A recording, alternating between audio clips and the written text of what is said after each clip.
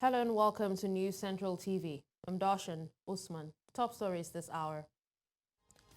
President Tinubu writes Senate seeks confirmation of ministerial nominees.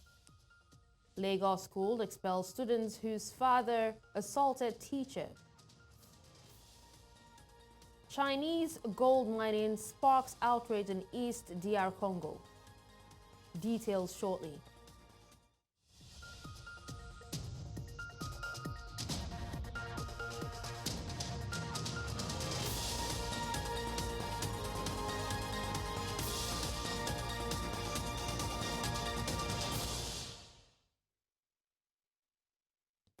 Let's begin with the update on the federal cabinet reshuffle. The Senate has received a request from President Bola Tinubu for the confirmation of the appointments of 7 ministerial nominees announced on Wednesday. President Tinubu's request seeking expeditious consideration of the request was contained in a letter addressed to Senate President Godswill Akpabio, who read it at the commencement of plenary on Thursday. Tinubu urged the Senate to consider and confirm the 7 nominees for appointment as ministers. The ministerial nominees for confirmation include Nentawi Yilwadda, Humanitarian Affairs and Poverty Reduction, Muhammadu Dingyadi, Labor and Employment, Bianca Odumegu Ojuku, State Foreign Affairs, and Jumoke Oduole, Industry, Trade and Investment.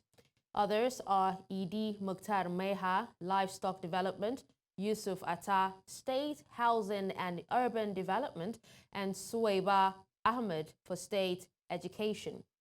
Akpabio referred the nominees to the Committee of the Whole for further legislative action as soon as possible.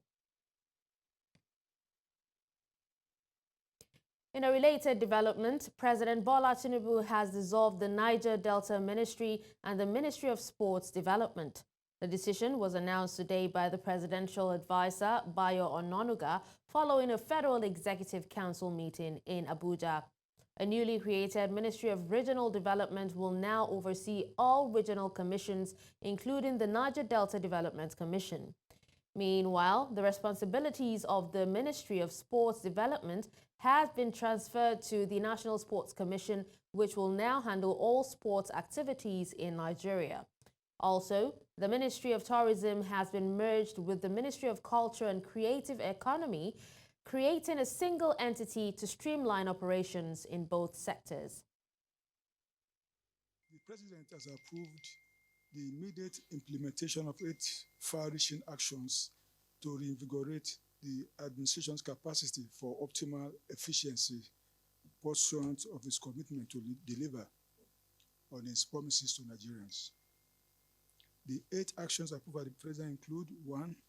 As the Minister of Information has already told us, the renaming of the Ministry of Niger Delta Development to Ministry of Regional Development to oversee the activities of all the regional development commissions. The regional development commissions to be under the supervision of the ministry are the Niger Delta Development Commission, the Southeast Development Commission, the Northeast Development Commission, and the Northwest Development Commission. 2. The immediate winding up of the Ministry of Sports Development and the transfer of its functions to the National Sports Commission to develop a vibrant sports economy. 3.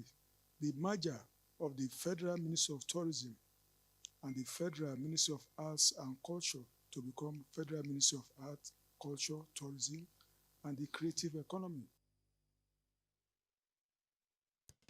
As Nigeria is set to participate in COP29, the National Coordinator and Executive Director, Made in Nigeria Project Office, has affirmed that Nigeria's pavilion and exhibition stand will showcase innovative solutions, policies, and initiatives that demonstrate the nation's commitment to climate resilience and sustainable development.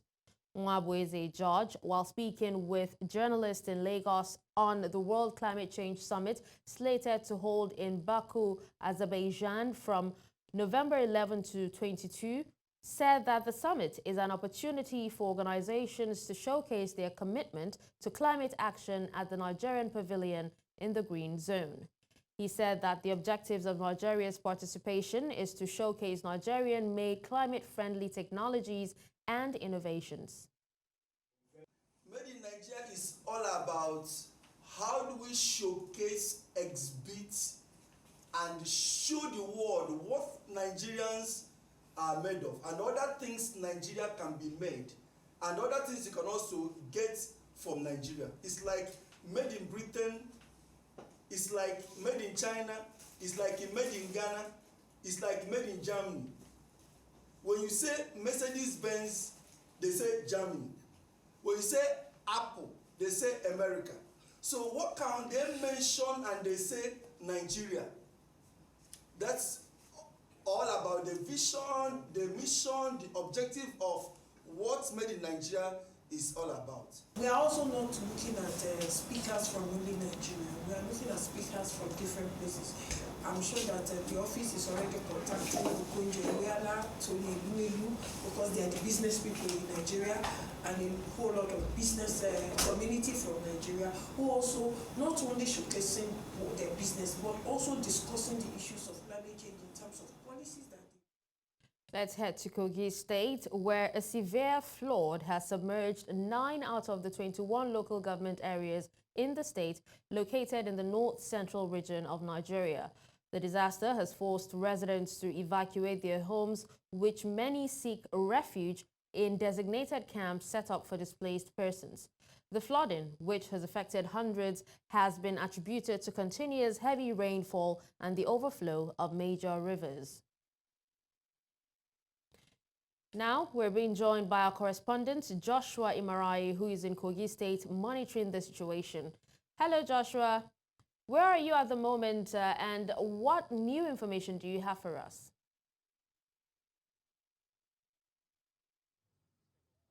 Hello, Dashen. As we currently speak, Dashen, we are on the River Niger. This is supposed to be the banks of River Niger, but has been overflown with flood waters that was generated from the torrential rainfall that sacked hundreds of residents from their homes in Kogi State. As you can see, I'm on top of the water, and as you can see by my left-hand side are some of the houses that have been submerged by the same water. The situation is dire as it has sent many people from their houses to internal displaced persons camp. But those who couldn't stay in the camp are now patching up with some of their relatives, friends, and well-wishers that their house have not been affected due to the flooding in the state. However, you should note that this place used to be the bank of River Niger that is now entirely submerged by the water. On my left-hand side, this place was usually a dry land, but has now been submerged by the torrential rainfall and the flood waters from the River Niger and the River Benue. Oh, all right, Joshua. Now, they said 9 out of, the remaining local government areas have actually been submerged, which is actually a sad one. And the fact that, most of the residents have had to go to IDP camps to actually stay there for safety purposes. Now, what have you heard on the part of the government?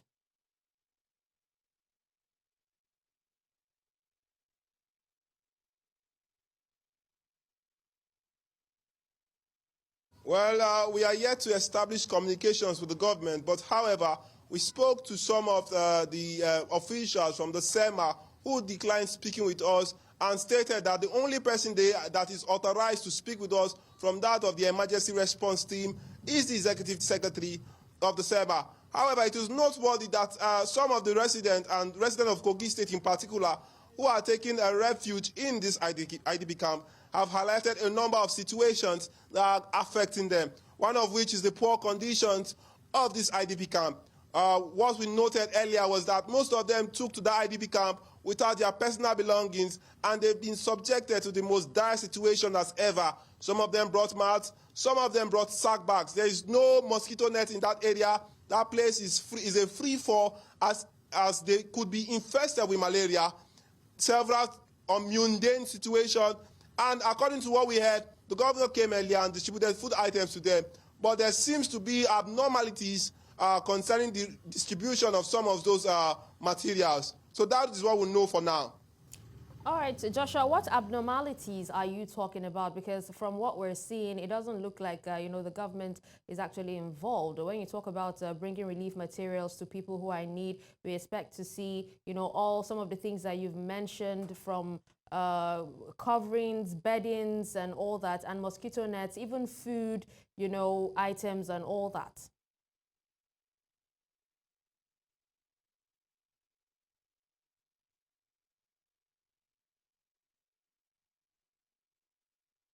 So what we got so far from the residents of Kogi State in particular, who were at the IDP camp, the food materials that was shared generally to them. But unfortunately, some people whose house were not affected by the flooding besieged that place. I don't know if it's as a result of hunger in the town or as a result of the situation, the current situation in the country. But some of them whose house have not been affected by the flooding besieged that place, got a share from this food meant for people who have been displaced by the flood. However, when we got there, we met the vigilante person guiding the entire arena there. He was not being truthful about the entire situation because we spoke to him prior before our conversation on live. He gave us a different idea. Subsequently, a different idea emerged when we got him on camera. He mentioned some things that they shared rice, beans, semo to them. According to reliable sources, what they only got was bags of rice and bags of semo. Somebody even showed me a cup that was used to measure the amount of food given to these individuals. It was a 1 liter cup. Now imagine what the 1 liter cup would do to the residents who have been besieged by their home, who have no place to lay their heads, and most of their farm being submerged by this flooding. Okay.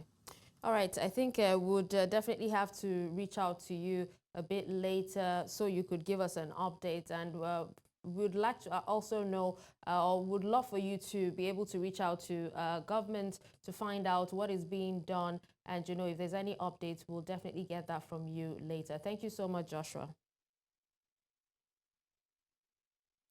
Now, in light of the recurring perennial flooding affecting River Niger and Benue coastal communities, resulting into displacement, farmland destruction, and property loss, the stakeholders have advocated for sustainable solutions, particularly as communities in Delta State, South Nigeria, are already confronting this year's flood disaster. News Central correspondent Austin Azu, who visited some communities in Asaba and Oko, observes that rapidly rising floodwaters have started overtaking homes and agricultural lands. As forecasted by NIMET, the current flooding is affecting several communities along the River Niger coastal line, and major communities in Oko Kingdom, including those near Asaba, which are not spared from the reoccurring flooding that has caused displacement, farmland destruction, and billions of naira in property damage. Officials from the State Emergency Management Agency alongside local government representatives from Oshomili South LGA are undertaking on-site assessments of the rising water levels affecting River Niger communities. Residents of Okanana community and surrounding areas shared insight into the devastating impact of the flood on their communities and livelihoods. Since I think second week of October, that is when the water started. So gradually it was coming. Both their foodstuff, their plants, yam, cassava, the thing carried most of them. Well, some of them now don't know how they come out. No, even our cassava, yam, everything we will plant, all of them, see all this potato them. We will not even get anything again. Let's have a hall that has a very high level of sand fill, so that whenever the flood comes, it doesn't get into that place. People can stay there while the government, the federal and the state runs to their rescue. But coming to move us out of Oko every time is really inhumane to us. But all the same, we're calling the state government to come to our aid in whichever form and manner they can. SEMA officials announced their findings and outlined the next course of action for those affected by the flooding and the impacted communities. Oko is the last community we are visiting, because we started from Wari, Ugeli, Isoko to this place today. So As soon as we finish, we will report what is on ground to the committee. We're going to now. The impact here in Oko is so obvious. We decided to go for an on-the-spot visit to ascertain what is really happening there. And we've been there, and we found out that we need to relocate the persons there to IDP camps. Delta State government announced that it has finalized arrangements for the evacuation of flood-displaced individuals, reaffirming its commitment to provide assistance throughout this crisis. We're overdoing. The camp is set. Any moment from now, evacuation will commence. And you also know that we have some stubborn people. Once you go to their village, they will tell you they are not living. So we engage those stakeholders, community leaders, the religious leaders, and elders to talk to them. There's no way government will build a permanent place for flood victims. What we'll do every year, if there is flood, like last year, we provided camps, we provided mattresses and other things for flood victims. But fortunately for us, flood did not come. And this year, we're also ready.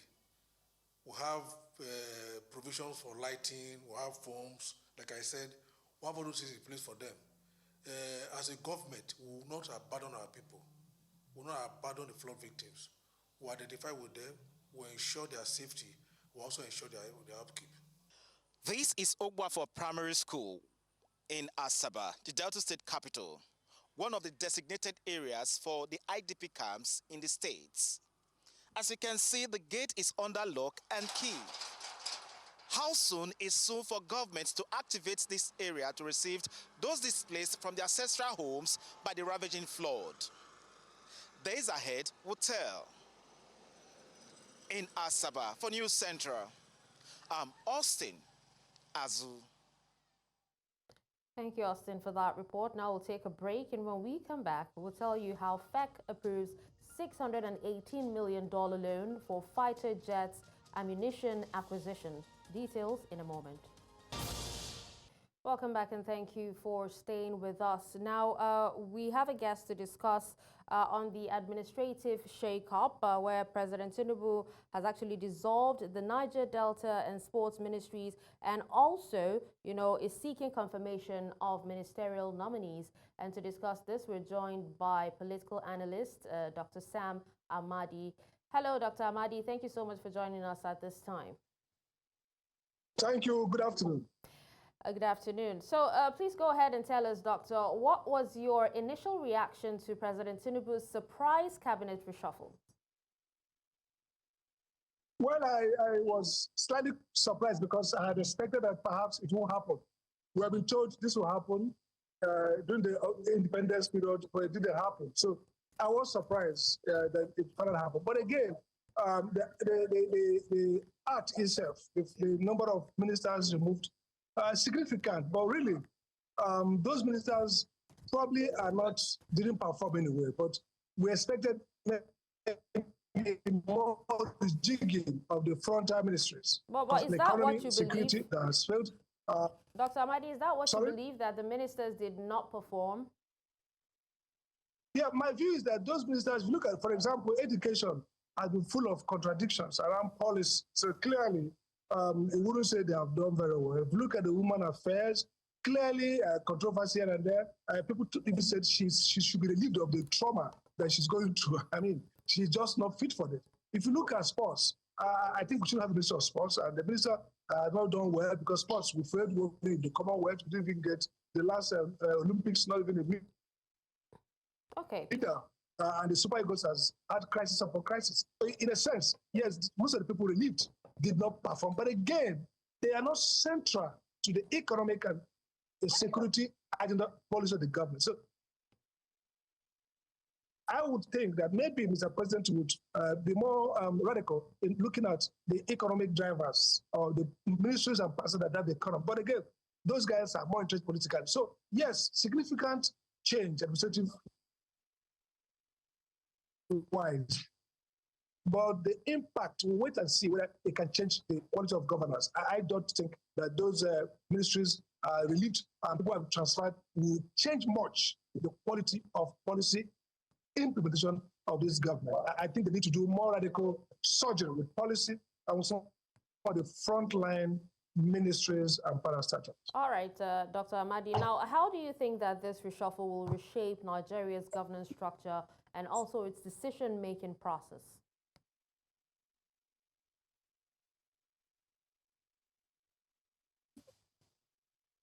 Sorry, I didn't hear you. Say what? I was asking how you think that this reshuffle will reshape Nigeria's governance structure and decision-making process.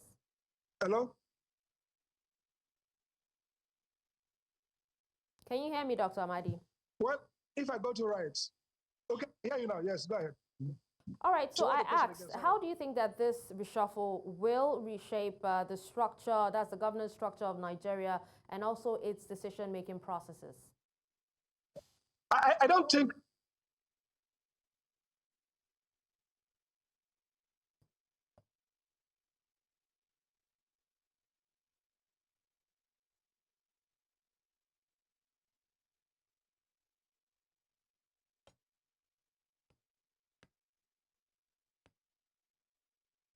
to be more adjusted. That's number one. Number two, I think Nigeria's economic prospect requires a more bullish economic, maybe fit for the level of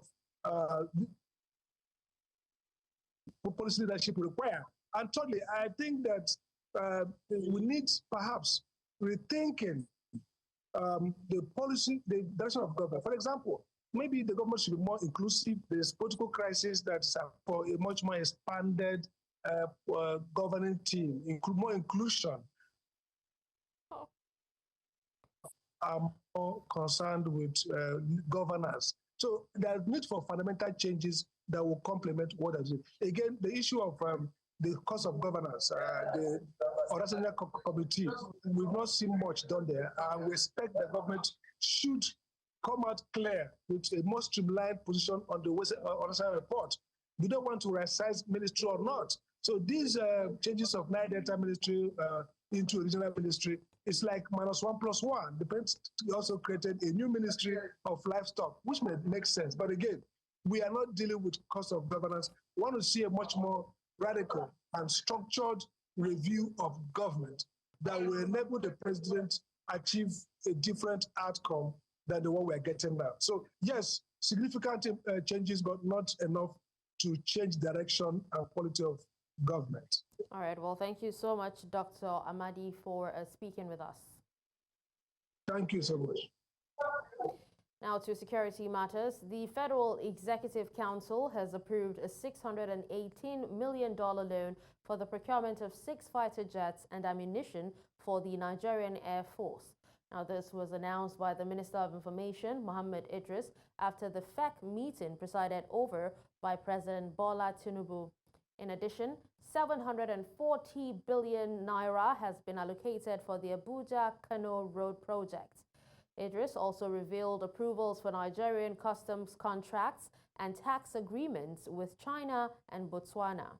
The Air Force plans to receive the first of 24 M346 combat jets by 2025, I beg your pardon.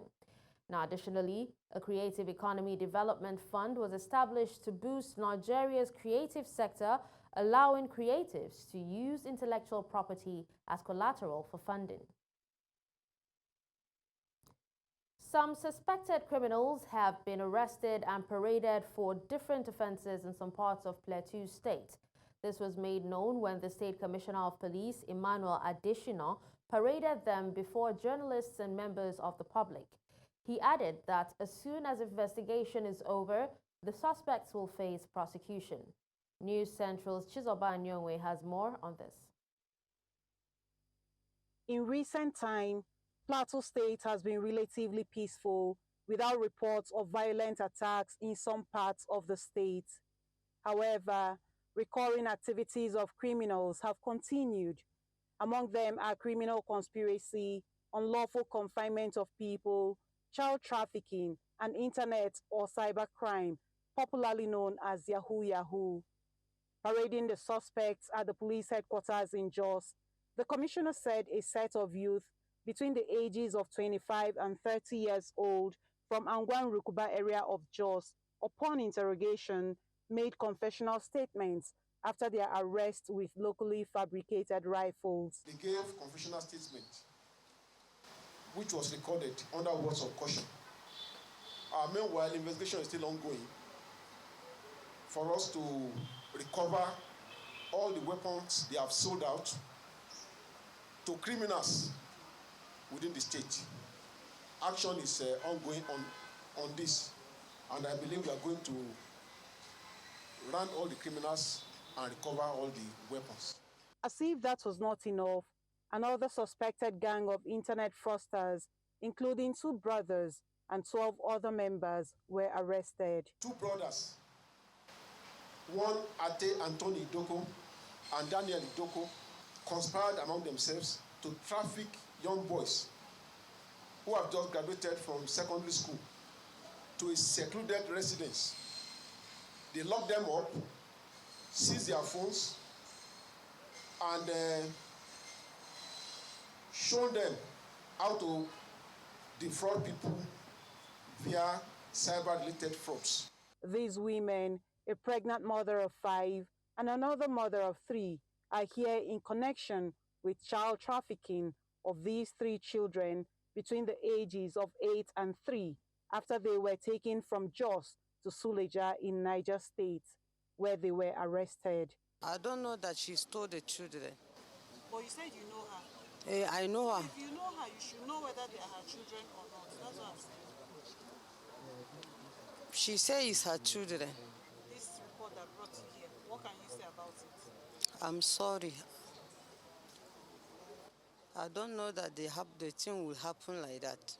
Me, I'm from Suleja. I don't know that comfort. First time he carried 2 child, come say he no get anybody. Made they put for one orphanage for her.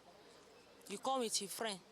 I say, no, they do like that. He go police station, collect report police. Me and where he born the pikin, may bring the, may they know say now you born with a certificate. He bring her. I join them together with that woman. He say, won't go Lagos for business. After 2 months, I can't see her again with 3 child. And he tell me now 2. Now I said to I no agree with that 3 child where bring. Now I carry report to go police station. With these recovered arms, the Commissioner of Police urged residents of Plateau not to relent in their efforts in providing security agencies with useful information, as it remains one of the major ways of ridding the society of criminal elements. In Jos for News Central, Chizoba Anyonwe. Hundreds of internally displaced persons taking refuge in a primary school at the Naka town of Benue State following an attack on their communities by suspected herdsmen have received several relief items. Representatives of the state government, while distributing materials, including clothing and food items, assured them of their safety and return back to their homes. I want to believe that it will be the greatest joy of the entire West indigenes and citizens to return to their ancestral homes. We also want to appreciate, in the meantime, the stopgap effects he has been bringing in terms of relief materials and a whole lot of it. You can see the joy on the faces of the IDPs. This shows how much they appreciate, and we all appreciate his gesture. The chairman of the Senate Ad Hoc Committee investigating activities at Auta Steel Company Limited and the National Iron Ore Mining Company, Itakpe, both in Kogi State, has said that it is past time for the jinx surrounding Auta Steel Company to get broken. Now, this was said by the committee headed by Senator Adeni Adegbomire at a meeting with the company's management and employees on Wednesday. In his welcome speech, Kanwai Joseph, the company's acting CEO, expressed gratitude for the committee's interest in the company, adding that they will operate with integrity, preserve significant government investment, and deliver quality products when in operation. To election matters now, the Independent National Electoral Commission announced on Tuesday that 55,859 permanent voters' cards were collected in the state ahead of the Ondo governorship election. INEC's National Commissioner and Chairman of the Information and Voter Education Committee, Sam Amadi, noted that the PVCs were collected over a 5-day period, representing 62.2% of the 89,777 available cards. The Ondo governorship election is scheduled for November 16, 2024. The collection exercise, which ran from October 17 to 21, 2024, took place in all 203 wards across the state. The Rosebud School in Lagos State has expelled 3 students following an incident where their father, Ayofe Kolawole, assaulted a teacher and a sanitary worker on Thursday, October 10, 2024. Vivian Shonikan, the school's public relations officer who confirmed the expulsion, stated that the school took the decision as a result of the incident. Ayofe was arraigned in court as disclosed by Benjamin Hundeyin, the Lagos State Police spokesperson, in a post on X platform on Tuesday. The incident gained widespread attention after News Central's Marshal Ononye investigative report aired on Tuesday night quickly went viral. The report highlighted a video showing Kolawole attacking 34-year-old Agnes Paul, a sanitary worker in the school. During the assault, Elizabeth Ogri, a teacher at the school, began filming to document the incident. The prompt response from the Lagos State Police Command led to Kolawole being charged with physical assault and subsequently granted bail.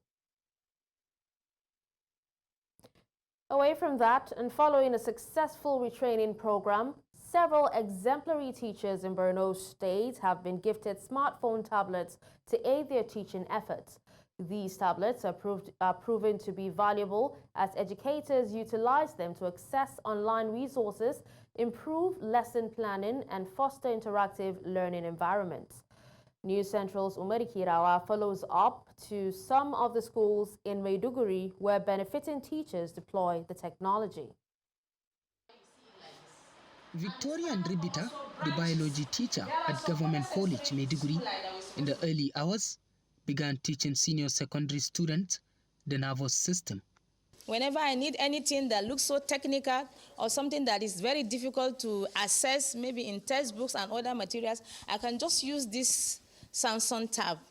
And when I picked it and open it, it's very easy to just access materials, and it's very easy to get things and to pass it across to my student, and to also broaden and increase my sphere and scope of learning as a teacher.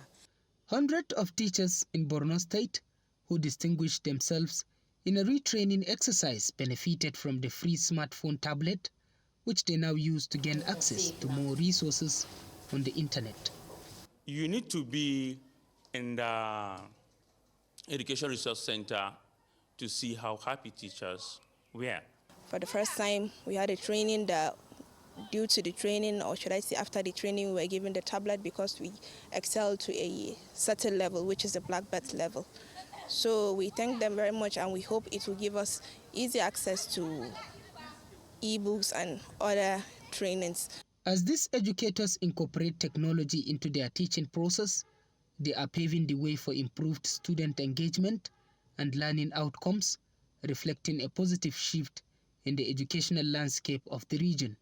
My teacher, yesterday I saw him with this tablet and he was very excited with the tablet. So some students even asked him to give them the tablet, but he said no.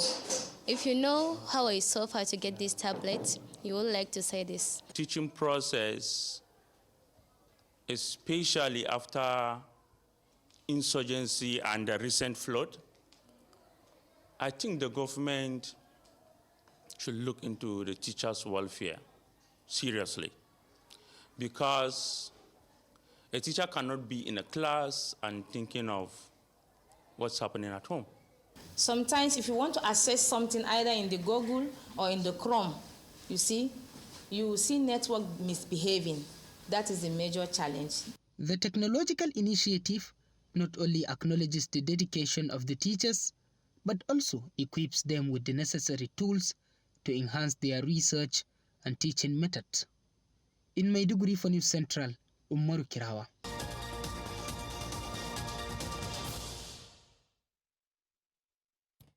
Welcome back. For years, Italian priest David Marcheselli has been campaigning against Chinese firms who are illegally mining gold in the Eastern DR Congo village of Kitutu. Now he claims that the town in South Kivu province has been ruined by mining, which has contaminated rivers and destroyed farmlands. Local authorities claim that hundreds of foreign businesses, the majority of which are Chinese-owned, mine gold in the mineral-rich area frequently without permits and without disclosing their earnings.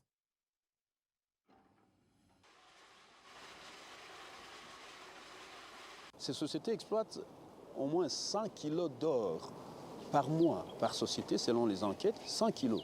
Si vous calculez maintenant qu'un kilo d'or sur le marché mondial est aussi entre 65 000 et 80 000 dollars américains par kilo, on peut s'imaginer tout de suite 500 sociétés ont tiré combien de kilos d'or par mois, par an, ainsi de suite. Et tout cet or ne passe pas par ici. Il va directement au Rwanda. Ils installent leurs machines dans les zones minières et puis commencent à exploiter, détruisant les rivières parce qu'ils injectent des produits chimiques dans les rivières, notamment du mercure. Et là, nous avons constaté que la vie animale est sauvage. We now head to Kenya, where experts in the legal field have shared different perspectives on whether courts can reinstate impeached Deputy President Rigathi Gachagua as the Deputy President or not. This follows Kenya's Deputy President Rigathi Gachagua's filing a legal petition accusing the bench led by Judge Eric Ogola of bias, questioning its ability to deliver a fair judgment. The judges, however, on Wednesday dismissed these claims, accusing the lawyers of playing to the gallery and affirming that their appointment by Deputy Chief Justice Philomena Mwilu was constitutional. Meanwhile, legal experts argue that the Constitution does not envisage a scenario where courts can reinstate the power of an impeached Deputy President.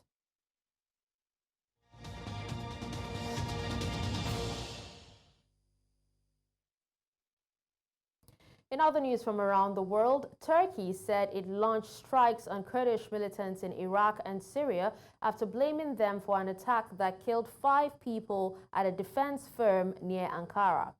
22 people were also wounded in the attack, which the government said was very likely carried out by the outlawed Kurdistan Workers' Party, the PKK. Listed as a terror group by Turkey and its Western allies, the PKK has waged a decades-long insurgency against the Turkish side. It has a number of rare bases in Kurdish regions of Iraq and Syria. In the attack that sparked the strikes, a huge explosion rocked the headquarters of state-run Turkish aerospace industries TAI, some 40 kilometers north of Ankara, shortly after 3:30 p.m. local time. Ahead of Sunday's snap election in Japan, Yoshihiko Noda, the leader of the main opposition, and Shigeru Ishiba, the country's new prime minister, have begun their campaigns. According to polls, voters may be influenced by Yoshihiko Koda, the new leader of the opposition Constitutional Democratic Party, and a former prime minister if the ruling LDP fails to secure a majority of 233 lower house members for the first time since 2009. Ishiba defeated 8 other contenders last month to take the helm of the Liberal Democratic Party, which has ruled Japan virtually continuously for 70 years.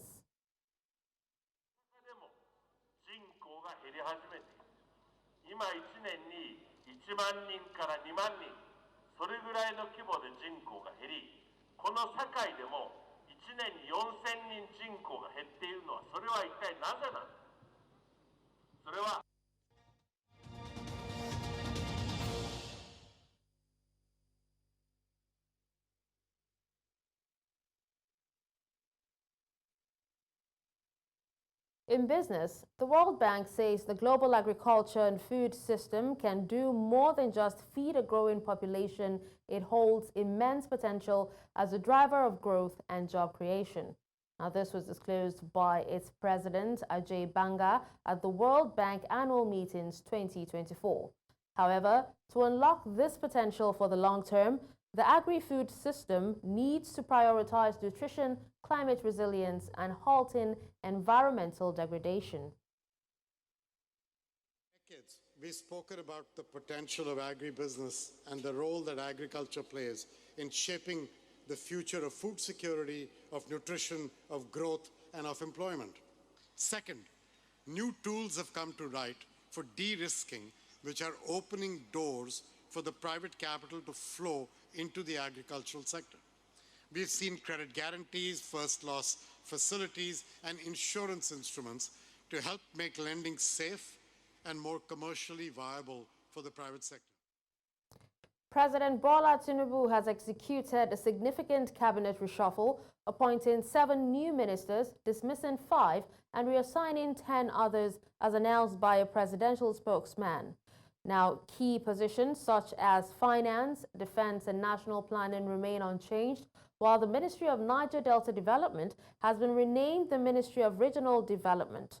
On Business Edge, host Lekan Onobanjo discussed the reshuffle with guest Olusesan Okunade, a chartered accountant and tax consultant, exploring the implications of these changes.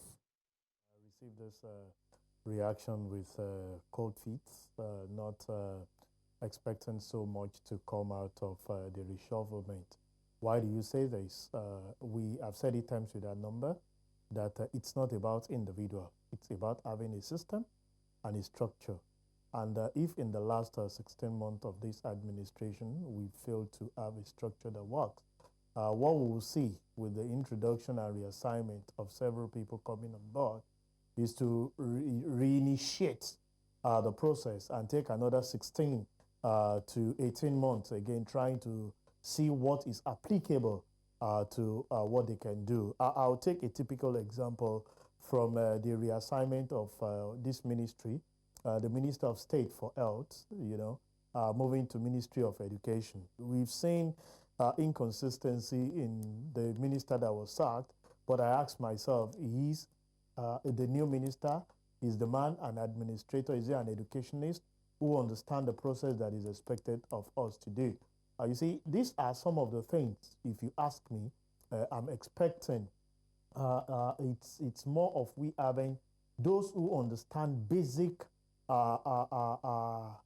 portfolios and be able to have a system in place. With or without them, those things can grow. So if in the last 16 months, all we've gotten from some of those people that were reassigned from one ministry to the other, are we saying they've performed well where they are, and we want to use their administrative skill to go and do, better in another place?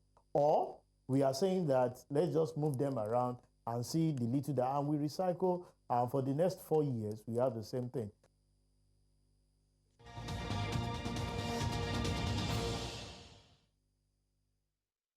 Now, in the world of sports, the Super Eagles of Nigeria have moved up 3 places in the latest men's ranking released by the Federation of International Football Association, FIFA. FIFA released the latest men's ranking on its official website. The 3-time African champions were previously ranked 39th in the world. The Super Eagles, who also moved from 6th to 4th position in Africa, defeated the Mediterranean Knights of Libya 1-0 in a 2025 Africa Cup of Nations qualifying fixture, their only engagement in October. On the continental rankings, Atlas Lions of Morocco, Teranga Lions of Senegal, and Pharaohs of Egypt are the only teams above the Super Eagles.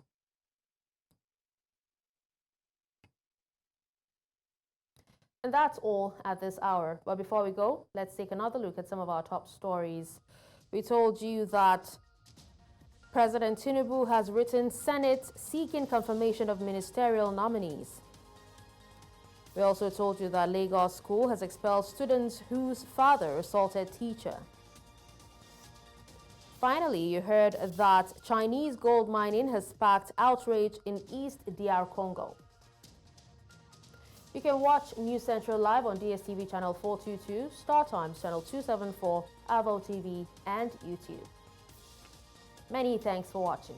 I'm Dashen, Usman.